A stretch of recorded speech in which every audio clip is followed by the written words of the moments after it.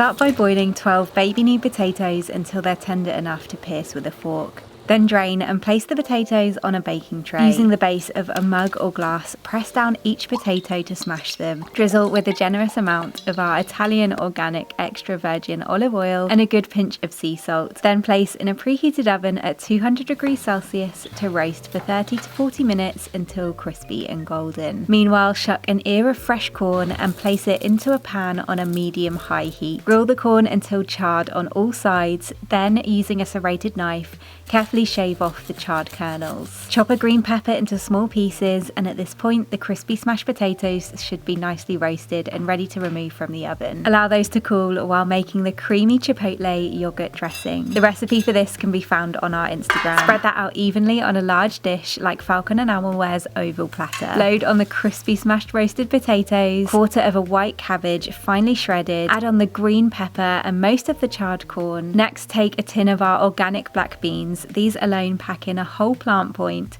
and scatter them over the salad along with a handful of shredded coriander. You can serve this as is or turn the salad over to coat in the dressing.